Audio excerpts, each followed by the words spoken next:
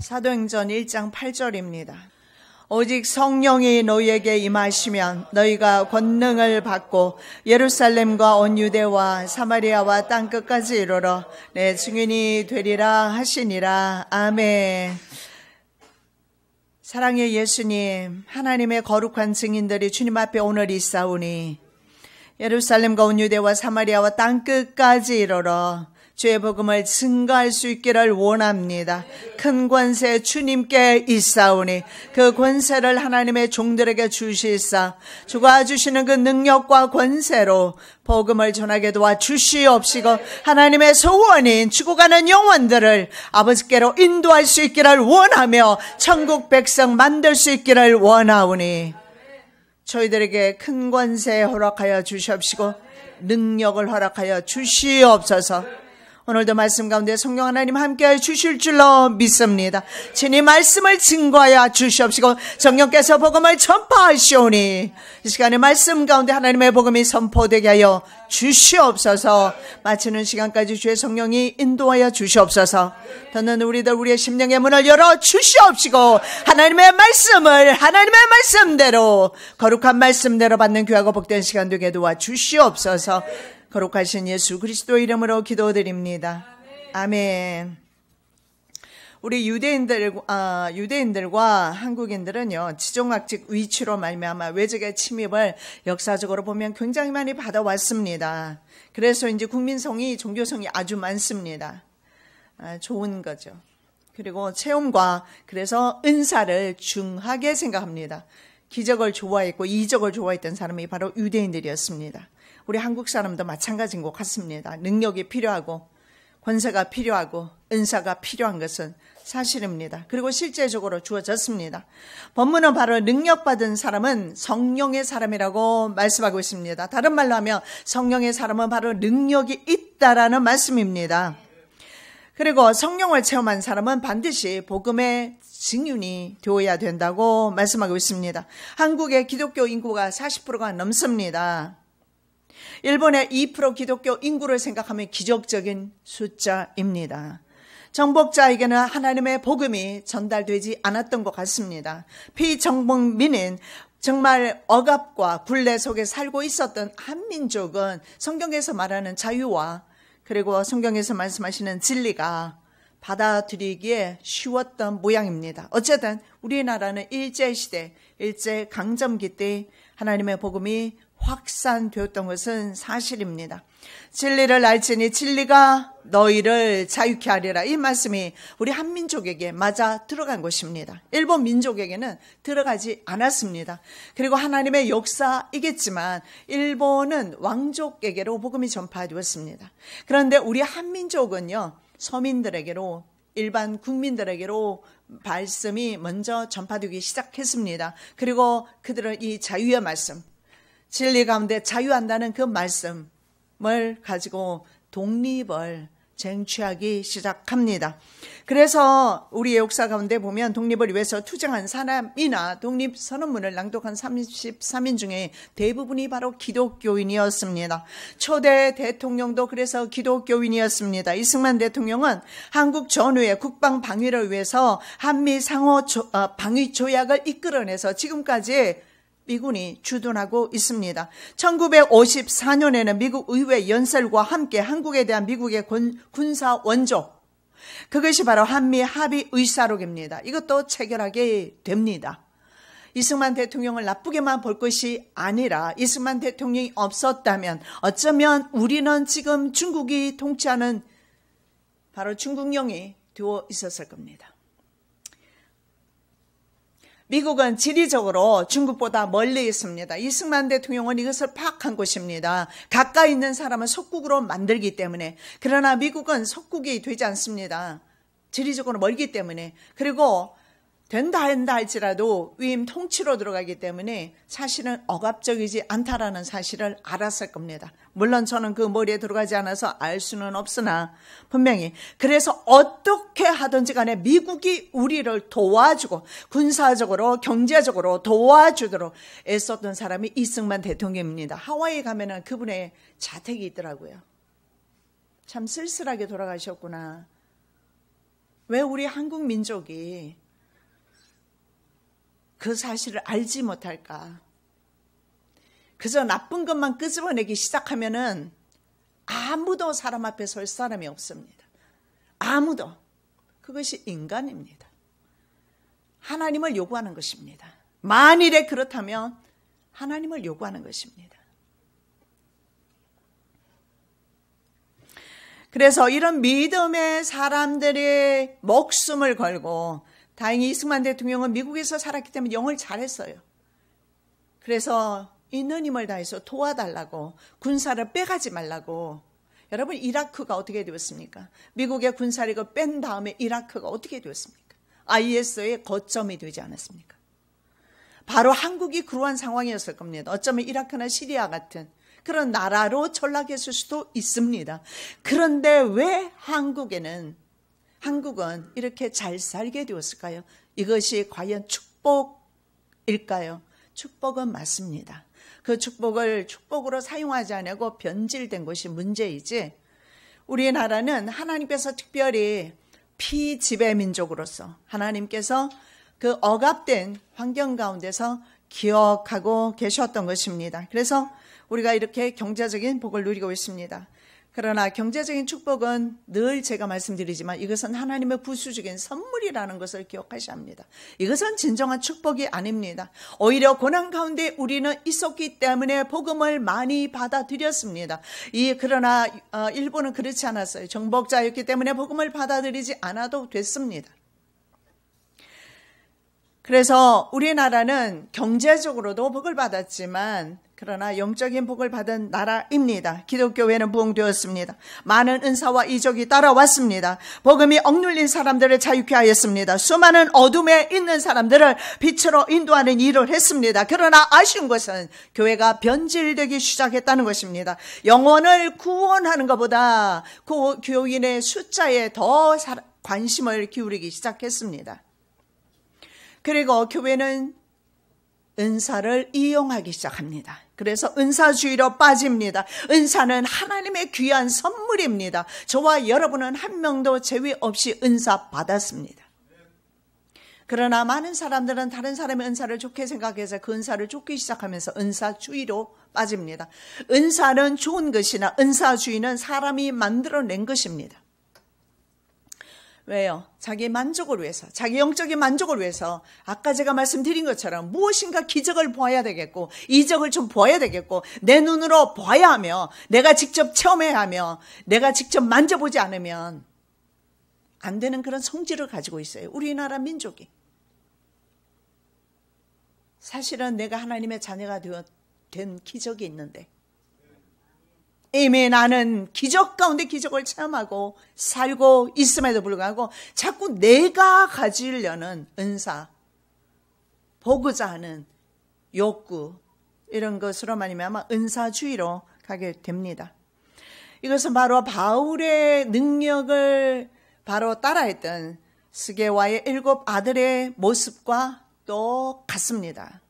유대의 한 제사장 스게와의 7 아들도 이 일을 행하더니 마귀가 악귀가 대답하여 가로되 예수도 내가 알고 바울도 내가 알거니와 너희는 누구냐 하며 악귀 들린 사람이 그 2 사람에게 뛰어 올라 억제하여 이기니 저희가 상하여 벗은 몸으로 그 집에서 도망하는지라. 저는 정말 예수 믿는 사람들 가운데서 귀신 들린 사람들을 엄청나게 많이 봐왔습니다.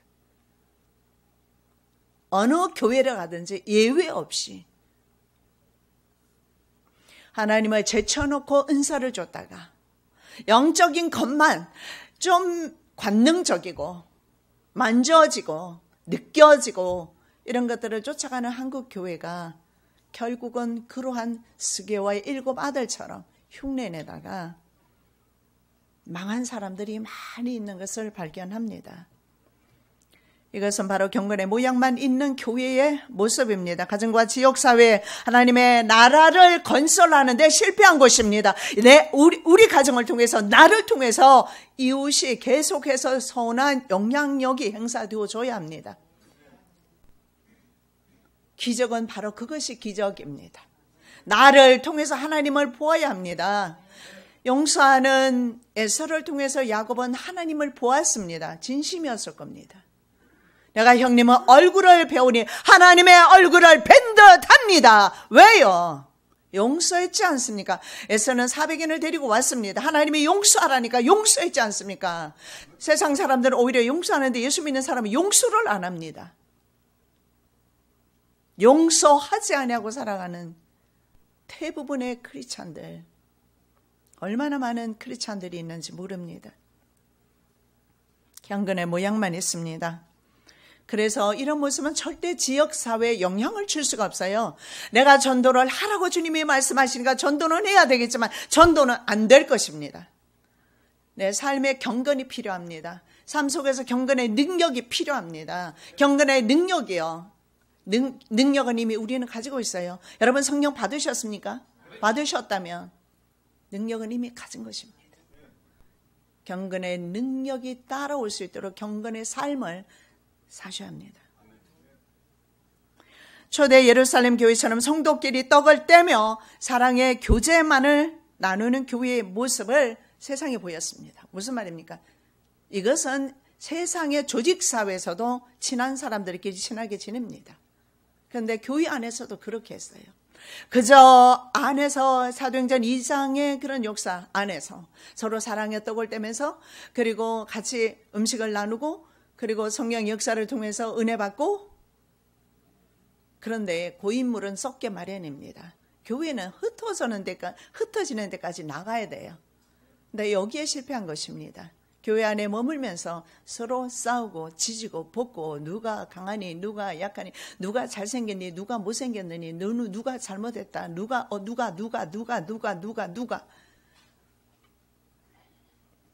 항상 내 눈은 상대방을 향하고 있어요. 그 누가는 바로 나입니다. 그 누가는 누가라고 말하기 전에 바로 나입니다. 나를 돌아봤다면 한국 교회가 이 지경이 되지 않았을 겁니다. 그래서 예루살렘 교회는요, 2장에서 그렇게 아름다운 모습을 보이지만 곧 이어서 헬라파 유대 과부와 히브리파 유대 과부들이 서로 싸웁니다. 구제가 서로 종래 맞네 하면서 물질 때문에 싸우기 시작하고, 그리고 5장에 가면서 아나니와 삽비라는 성령을 속입니다. 왜요? 다른 사람이 밭을 팔아서 내니까 나도 하고는 싶은데 욕심이 생기고 다 내고 싶지는 않아요. 왜 성령님을 속입니까? 안 내면 어때요? 그러면서 아나니와 삽비라 같은 성령을 속이는 사람들이 나타나기 시작합니다. 그런데 예루살렘 교회는 교회에 불어닥친 환란의 바람으로 성도들을 흩어지게 됩니다. 흩어지는 성도들을 통해서 복음이 전 세계로 확장된 것을 믿으시기 바랍니다. 주님은 지상교회를 채우는 일보다, 지상의 교회의 숫자를 채우는 일보다 하나님의 나라에 영혼들을 채우기를 원하십니다. 왜 교회에 채우기를 원합니까? 우리 교회 앞으로 기도하실 때 우리 교회 채워주세요.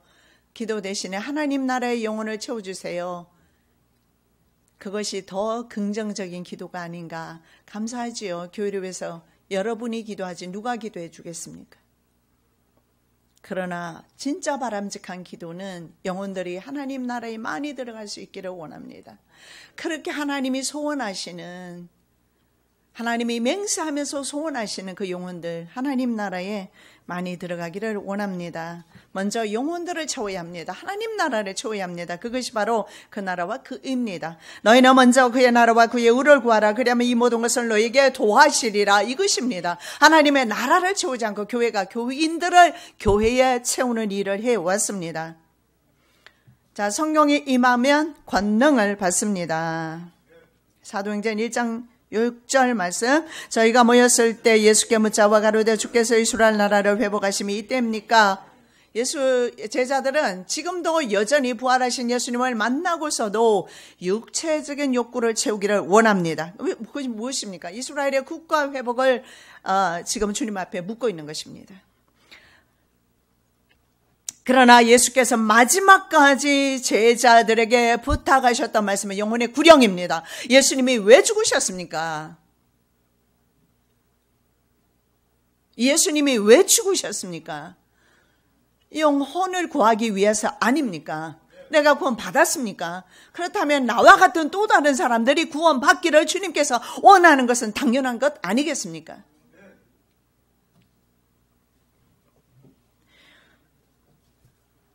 하나님의 생각과 사람의 생각이 다를 때가 이렇게 많습니다. 사람의 생각은 종종 땅에 머물러 있습니다. 그 나라와 그 의가 먼저인데도 말입니다. 예수님은 항상 그 나라와 그 의가 먼저였습니다. 한국의 복음이 전파되면서 독립운동에 박차를 가게 되고 그리고 독립을 쟁취했습니다. 경제적인 부강도 이루어냈습니다. 그러나 우리나라를 향하신 하나님의 뜻은 영혼의 구령입니다. 지금 우리에게 향하신 하나님의 뜻은 영혼의 구원입니다. 유대인들이 그렇게 갈망했던 유대 민족의 회복은 일어나지 않습니다. 1947년까지 일어나지 않습니다. 거의 1900년 동안 일어나지 않습니다. 그리고 1947년에 하나님의 온타임 카이로스에 이스라엘 국가가 독립을 합니다. 역사는 하나님의 뜻대로 갈 것입니다. 인간 역사도 하나님의 뜻대로 갈 것입니다. 우리는 그저 주의 일을 하면 됩니다. 주님을 세상에 나타내면 됩니다. 자, 그 사이 말입니다. 복음은 어디로 갑니까? 전 세계 사람들에게 전파되면서 진리와 자유를 주기 시작합니다. 흑암에 행하던 백성이 큰 빛을 보고 사망에 그늘진 땅에 구하던 자에게 빛이 비치도다. 이것이 1900년 동안 있었습니다. 이스라엘 백성들은 1900년 동안 흩어져서 고난받는 동안에, 왜냐하면 복음을 배척했던, 예수 그리스도를 배척했던, 그리고 빛의 십자가에 못 박았던 그 죄로 말미암아 1900년 동안 디아스포라 되어서 고난받는 동안에 예수님의 그 복음은 이방인에게로 향하게 되고, 오늘 그 말씀이 성취가 이루어지면서 수많은 흑암에 있는 백성들이 빛 가운데 오게 됩니다. 흑암에 행하던 백성이 큰 빛을 보았다. 사망의 그늘진 땅에 구하던 자에게 빛이 비추었다. 이런 역사가 나타난 것입니다. 여러분, 때와 기한은요, 하나님 아버지 권한이라고 말씀하고 계십니다. 때 크로누스입니다. 크로누스. 그리고 크로누스 카이로스입니다. 크로누스 카이로스. 크로누스는 뭐냐면, 크로누스는 duration이라고 합니다. 기간을 가리켜요. 역사지요. 창조부터 마지막 종말의 때까지, 아니요, 알파와 오메가 되신 예수 그리스도를 가리키고 있습니다. 바로 이 크로누스는 하나님께서 우주의 주인이 되시고 이끌어가고 계신다. 우주의 역사도 이끌어가고 계시고 개인의 역사도 이끌어가고 계시고, 주님이 말씀하셨지 않습니까? 참새 한 마리도 그냥 떨어지는 법 없다. 주님이 말씀하셨지 않습니까? 저와 여러분의 먹고 사는 모든 문제에 너무 염려하지 않으시기 바랍니다. 주께서 우리의 인생사까지 이끌어 가십니다. 이것이 바로 크로누스입니다. 이것이 때입니다. 기한은요, 카이로스라고 합니다. on time이에요. 하나님이 정해신 on time에 여리고성이 무너졌어요. 하나님의 그 on time에 요단강이 일어섰습니다. 하나님께서 카이로스, 하나님의 on time에 인류 역사 가운데서 우리를 위해서 일하셔야 그때서 비로소 기적이 일어나고 이적이 일어나는데, 오늘 성경에는 복음이 전파할 때 큰 권세 주께 있으니 주님께 있는 그 권세를 저희들에게 주시는 것입니다. 모두 하나님의 사역입니다. 때와 기한은 하나님의 사역입니다. 여러분, 가볍게 생각하십니까? 이미 1초 지나갔어요. 2초 지나갔어요. 1분 지나갔어요. 설교 가운데 벌써 10분 이상 지나갔습니다.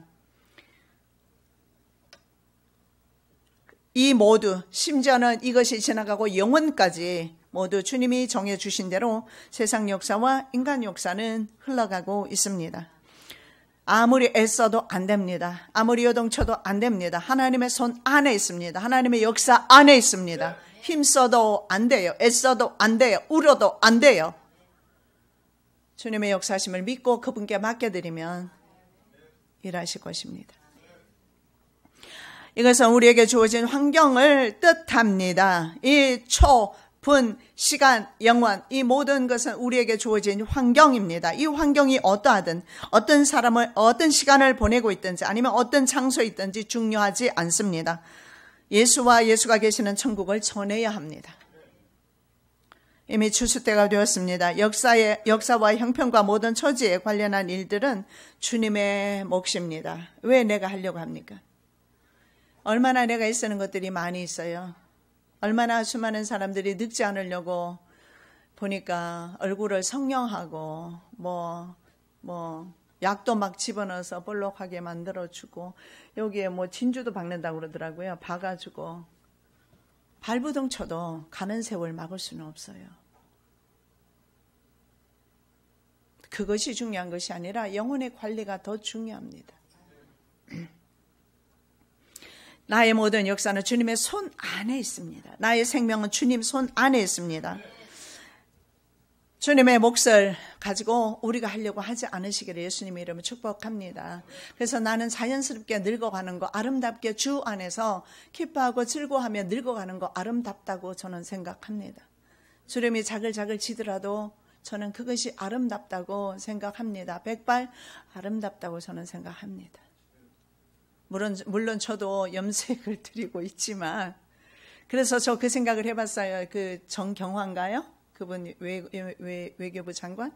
그분이 흰머리가 멋있게 보이더라고요. 그래서 나도 한번 흰머리 좀 해볼까 했더니 막 그냥 권사님 대경질색해요. 흰머리 안 된다고. 그래서 저도 염색은 하고 있지만 그냥 안 해도 괜찮고 해도 괜찮고.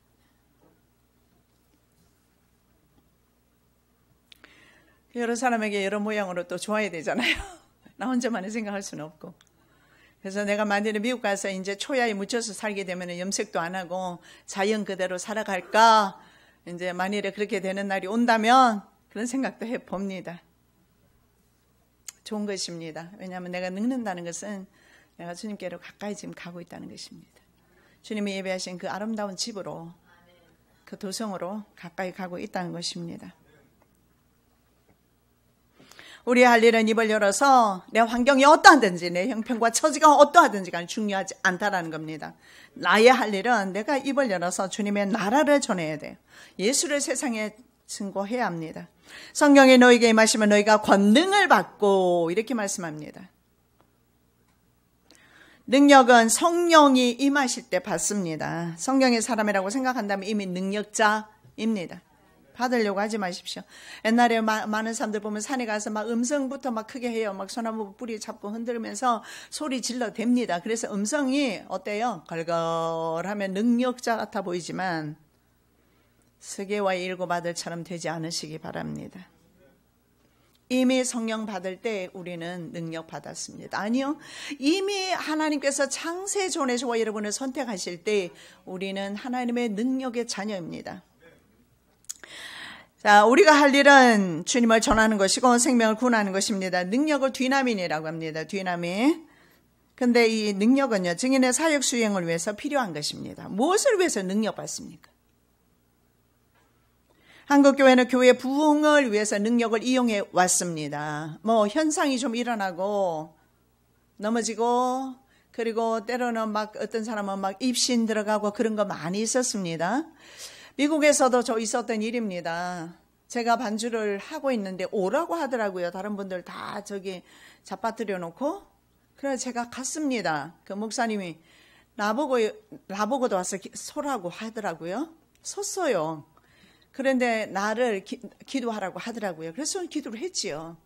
했는데 저를 이마를 팍 밀어버리는데 되게 세더라고요. 너무 속에서 분노가 일어나기 시작했어요. 나 억지로 안 자빠지려고 뒤로 그냥 발을 제치면서 바로 섰어요. 제가 운동 감각이 좀 있어요. 안 자빠졌어요. 근데 좀 이따 왔다 또 팍 밀면서 뒤로 자빠지더라고. 그러면서 나 그 자리에서 발딱 바로 일어났어요. 그리고 나와버렸어요. 나 이거 한국에서도 한번 어디 강의 갔다가 이거 당한 일이에요. 강의하고 나서 목사님이 다른 분들을 다 또 이렇게 잡아뜨리는데 나도 기도하고 있으니까 와서 또 팍 밀더라고요. 또 잡아줬잖아요. 그래가지고 내가 그 길로 바로 숙소로 와서 짐 싸고 사례비도 안 받고 와버렸어요. 이것이 우리 한국교회에서 그동안 한 일입니다.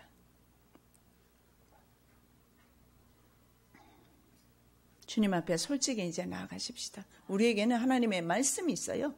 하나님 말씀 제쳐놓고 무엇이 더 중요합니까? 은사요? 능력이요? 하나도 안 중요해요. 우리에게는 하나님의 말씀, 하나님이 계시잖아요. 그래서 교회는 이것을 능력을 이용하였고 성도는 자기 만족을 위해서 능력받기를 애써 왔습니다. 인정해야 합니다. 우리는 하나님 나라의 증인의 삶을 살기를 애써야 하는데 말입니다. 그러다 보니까 교회가 지금 성장이 어때요? 멈췄습니다. 그러다 보니까 이것을 자꾸 있잖아요. 숫자로만 가는데 진짜 성장은 뭡니까? 예배가 회복이 되는 것입니다. 하나님의 말씀이 회복이 되는 것입니다. 이것이 바로 성장입니다. 이것이 바로 하박국 선지자가 말하는 부흥입니다. 리바이벌입니다. 리바이벌은 뭡니까? 내적으로 다시 회복되는 것입니다. 여러분, 저와 여러분 회복하십시다. 저와 여러분 하나님의 말씀으로 회복하십시다. 이미 우리는 능력자라니까요. 더 받을 이유가 없습니다. 중요한 것은 하나님의 말씀으로, 하나님으로 회복하면 됩니다. 예수님도 세례 받으신 후에 사역을 감당하십니다. 예수께서 세례를 받으시고 곧 물에서 올라오실 때 하늘이 열리고 하나님의 성령이 비둘기같이 내려 자기 위에 임하심을 보시더니, 예수님도 세례 받으실 때 성령 받으셨어요. 그리고 전도하셨고, 그리고 그분이 십자가에 달리신 이유는 바로 영혼 구령 때문입니다. 누가복음 4장 18절 19절 주의 성령이 내게 임하셨으니 이는 가난한 자에게 복음을 전하게 하시려고 내게 기름을 부으시고 나를 보내사 포로된 자에게 자유를 눈먼 자에게 다시 보게 함을 전파하며 눌린 자를 자유케 하고 주의 은혜의 해를 전파하게 하려 하심이라. 예수님께서 이 땅에 오신 것은 바로 자유를 선포하러 오셨어요. 자유. 여러분 진짜 자유하십니까? 법정 용어로 드롤이라고 합니다. 자유가. 그것이 뭐냐면 종살이, 눌린 자를 해방케 하는 것이 바로 드롤입니다. 노예 상태에서 해방을 의미합니다. 그리스도께서 우리로 자유케 하려고 자유를 주셨으니 그러므로 구색에 서서 다시는 종의 멍에를 매지 말며. 예수께서 십자가 지신 것은 자유케 하려고 하는데 유대인들이 뭘 했어요? 자꾸 어디로 들어갑니까? 율법으로 돌아가려고 합니다. 그리고 율법의 그 습관들, 오래된 전통들을 지키려 합니다. 여러분, 지켜서 구원받을 수는 없습니다. 구원은 이미 이루어진 것입니다. 우리가 애쓰고 우리가 힘쓰는 이유는 단 하나, 영혼 구령 외에는 할 게 없어요. 그렇잖아요. 내가 지금 애쓰고 힘쓰는 것이, 헌금하는 것이, 또는 충성하는 것이 구원 얻기 위함입니까? 그렇다면 아직도 우리는 성령님을 경험하지 못한 사람이에요. 성령님을 경험한 사람은 주님의 은혜가 감사하기 때문에, 그리고 주님의 소원이기 때문에 주님의 복음적인 삶을 살아드리는 것. 아까 제가 말씀드린 것처럼 교회에 많이 모여서, 여러분 부디 오해하지는 마시기 바랍니다. 기도가 나쁘다는 거 아니고 은사가 나쁘다는 거 아닙니다. 교회에 모이는 거, 친교하는 거 나쁘다는 말 아니지 않습니까? 그 말이 아니라 나아가서 이제는 흩어져서 죽어가는 영혼들을 살리는 거. 여러분은 이렇게 생각할 겁니다. 그럼 나 직장 다니는데 언제 복음 전합니까? 아니요. 여러분의 모든 아침부터 저녁까지의 삶이 복음 전파의 삶이 도해할 줄로 믿습니다. 다른 사람에게 자유를 선포해야 됩니다. 주변에 어떤 사람이든 눌려있으면 그분에게 자유를 선포해야 돼요. 예수의 이름으로 자유 선포하세요. 주님께서 하실 겁니다. 큰 권세 주께 있으니 내가 하는 것이 아닙니다. 내가 하려고 하니까 안 되는 거예요.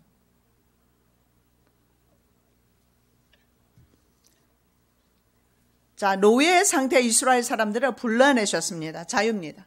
예수님의 사역이 바로 드롤을 선포하러 오셨습니다. 바로 흑암의 권세로부터, 그리고 죽음의 권세로부터 바로 구원하시기 위해서, 자유 주시기 위해서 예수님이 오셨습니다. 자, 이 자유를 주시기 위해서 하나님께서 아브라함을 사실은 갈대아 우르와 하란에서 2번이나 불러내셨습니다. 그리고 그의 후손 이스라엘이 이집트에 가 있을 때조차도 하나님께서 모세를 보내셔서 그들을 불러내셨습니다. 그의 영적 후손인 성도들을 지구와 세상으로부터 불러주셨습니다. 멍에는 말입니다. 수레를 끌기 위해서 짐승의 목에 올려내는 나무로 된 틀 아닙니까? 이것이 멍에입니다. 여러분 어떻습니까? 아직도 내 목에 멍에가 있어요? 뻐근하기는 좀 하네요. 그죠? 자, 죄의 종으로 살아가는 인간의 영적 무거운 상태가 바로 이 멍에입니다. 그런데 사람들은요, 이 멍에를 치워야 자유가 있다는 사실을 몰라요.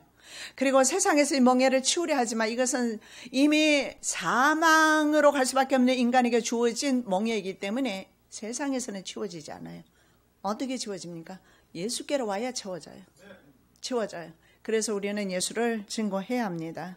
수고하고 무거운 짐진 자들아 다 내게로 오라. 내가 너희를 쉬게 하리라. 나는 마음이 온유하고 겸손하니 나의 멍에를 메고 내게 배우라. 그러면 너희 마음이 쉼을 얻으리니 이는 내 멍에는 쉽고 내 짐은 가벼움으로 하시니라. 예수 믿으면서도 아직도 무겁습니까?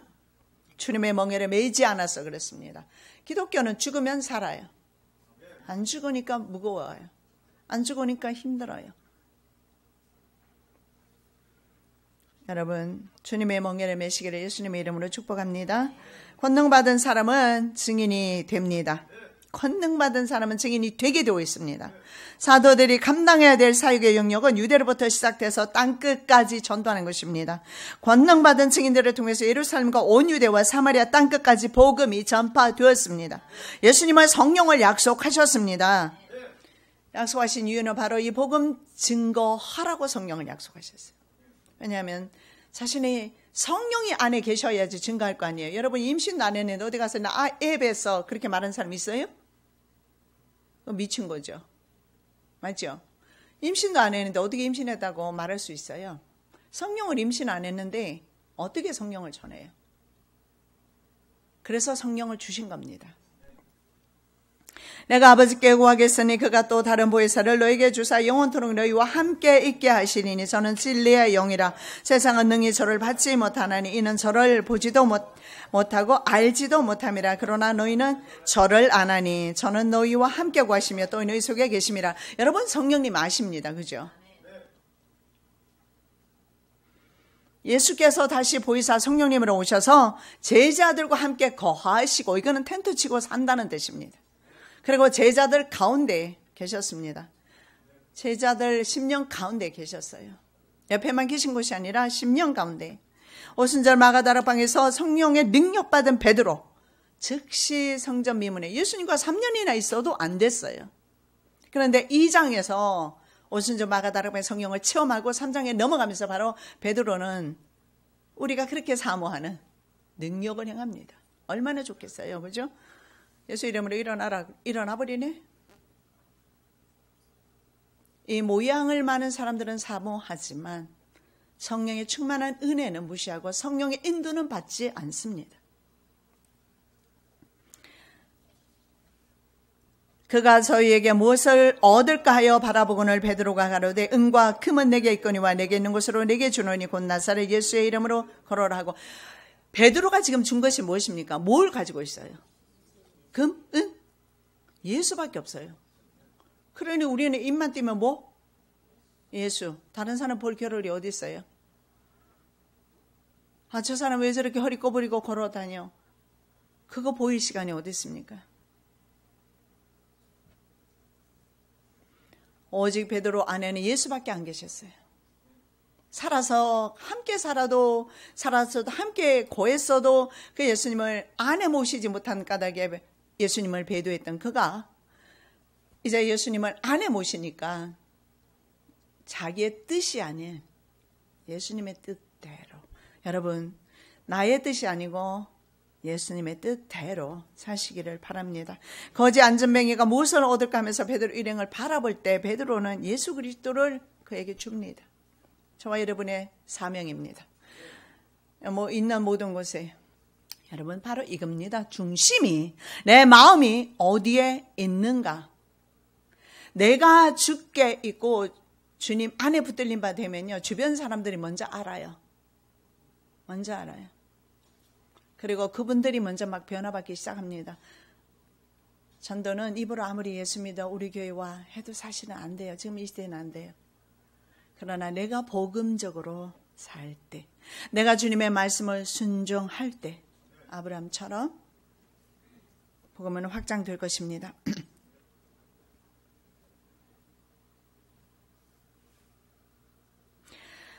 예루살렘과 유대 그리고 사마리아 전도에 대한 예수님의 말씀은요, 사도행전 8장이 지나기 전에 끝납니다.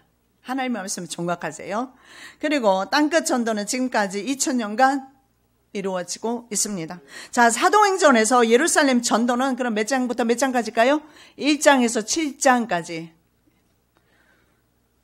그리고 유대와 이제 좀 벗어나죠. 사마리아, 북이스라엘입니다. 전도는 8장 1절에서 11장 18절. 땅끝, 온 세계를 향한 전도의 시작입니다. 끝나진 않고 시작이죠. 헬라라든가 로마라든가 막 가잖아요. 누구를 통해서? 사도 바울을 통해서. 그것은 11장 19절에서 28장 31절. 물론 사도 바울 외에도 수많은 제자들, 그리고 수많은 주의 자녀들이 복음을 전합니다. 그리고 2000년이 지난 지금 시점은 복음의 마지막 단계입니다. 다음은 추수기라고 성경은 말씀하고 있습니다. 열매가 익으면 곧 낫을 대나니 이는 추수 때가 이르렀습니다. 추수 때는 낫을 대야지 그냥 썩힙니까? 바로 지금은 추수기입니다. 성령님은 전도자들과 임마누엘 하신다고 약속해 주십니다. 너희는 가서 모든 족속으로 제자를 삼아 아버지와 아들과 성령의 이름으로 세례를 주고 내가 너희에게 분부한 모든 것을 가르쳐 지키게 하라. 볼지어다 내가 세상 끝날까지 너희와 항상 함께 있으리라. 복음 전파하는 사람들과 임마누엘 하시겠다는 약속을 주십니다.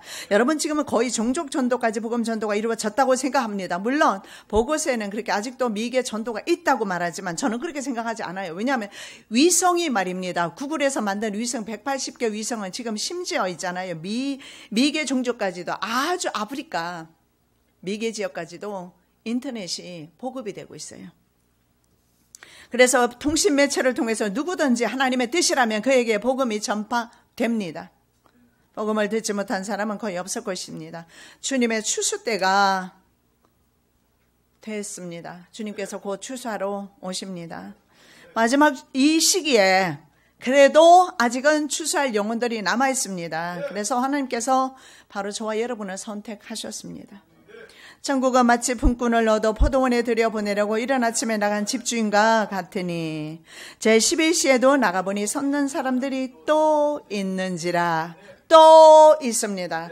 또 있습니다. 또 있는 그 사람들은 내가 바로 하나님의 천국을 채우기를 원합니다. 내가 바로 그 영혼들을 살릴 수 있기를 원합니다.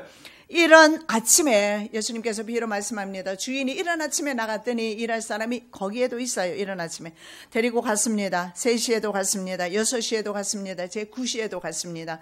계속 데려다 일을 시켰어요. 바로 죄 종들과 선지자들과 하나님의 자녀들이었습니다. 일을 했습니다. 순교했습니다. 열심히 일들 했습니다. 그런데 11시에 나가니까 저녁 해 떨어지는 시간에도 있더라는 겁니다. 지금은 해 떨어지는 시간입니다. 지금은 바로 저녁 때입니다. 저녁 때에 부름받은 증인들이 저와 여러분입니다. 마지막 7년 대환란 시기에 복음을 전하는 증인에게 능력 주시겠다고 말씀합니다. 내가 나의 두 증인에게 권세를 주리니 저희가 굵은 베옷을 입고 1260일을 예언하리라. 1260일을 예언하게 될 것인데 13년 반 동안 예언하게 되는 두 증인의 몫이 두 증인일 수도 있고 저와 여러분인 수많은 증인들일 수도 있습니다. 주님의 두 증인 되시기를 예수님의 이름으로 축복합니다. 사울을 비롯한 유대인의 핍박으로 예루살렘 교회는 그래서 사도만 남겨지고 모두 흩어지게 됩니다. 그들이 어디로 갑니까? 유대와 사마리아로 갑니다. 그리고 복음이 전파되죠.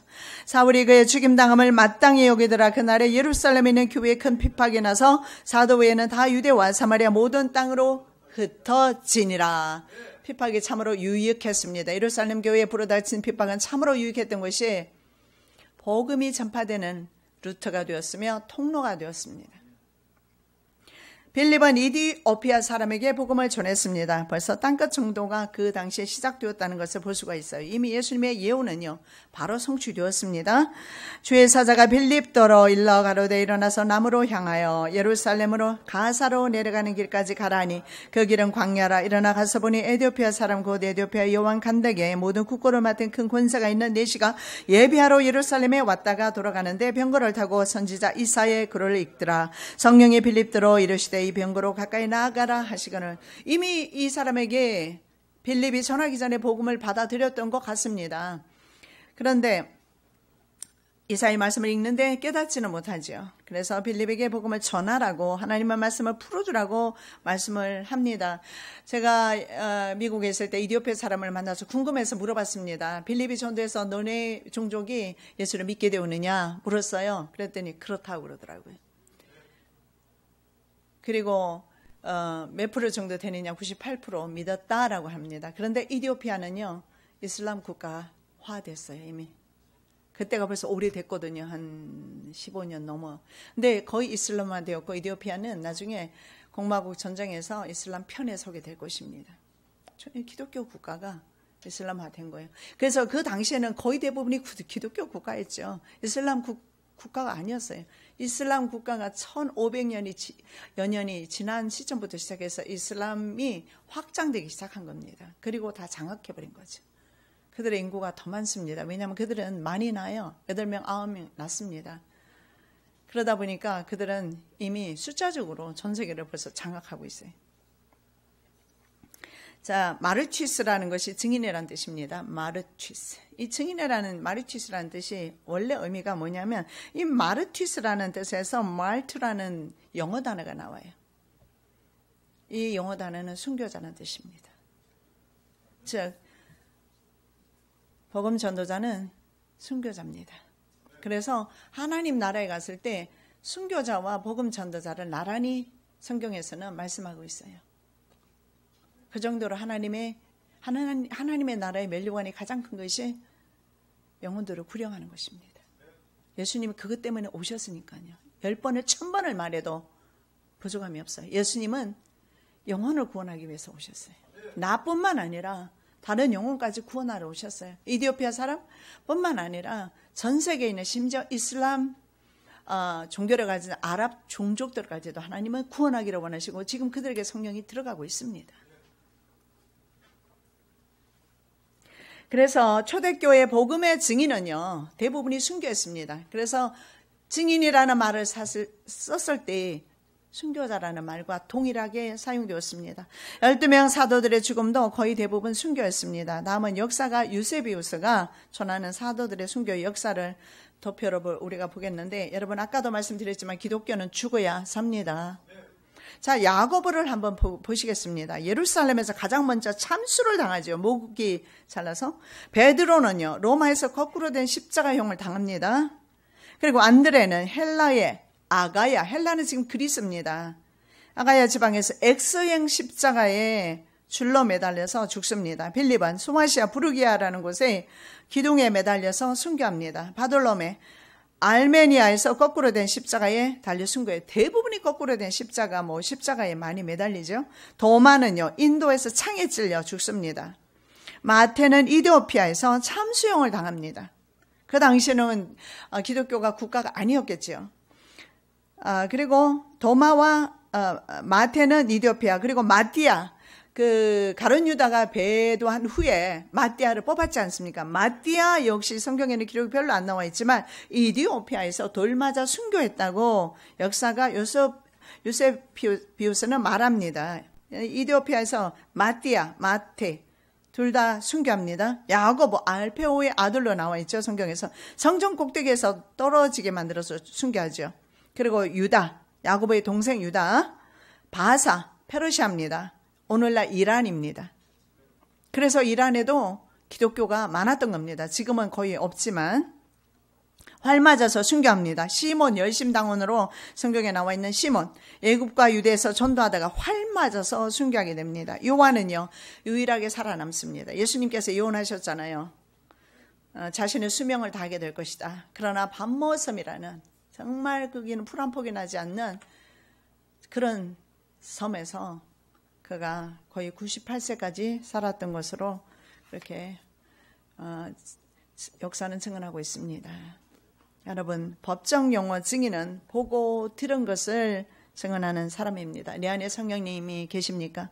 이미 우리는 경험했습니다. 보고 들었습니다. 보고 들은 것이 없다면 전하지 못하지만 성령님을 경험했다면, 성령으로 보고 들은 것이 있다면 우리는, 그리고 또한 예수님의 존재를 믿는다면 누구나 예수 그리스도의 증인이 되어야 합니다. 심지어는 순교의 사명까지도 감당해야 될 줄로 믿습니다. 사랑의 예수님 감사합니다. 주님의 말씀에 성취가 이루어진 것을 볼 때에 영광과 찬양을 돌려드립니다. 이 마지막 제 11시에 불른 저희들 하나님 앞에 마지막 사명 감당하기를 원하오니 두 증인으로 저희들을 사용하여 주시옵소서. 죽기까지 순종하겠나이다. 순교하기까지 순종하겠나이다. 저희들을 통하여서 수많은 영혼들 돌아오게 하여 주시옵소서. 거룩하신 예수 그리스도의 이름으로 기도드립니다. 아멘.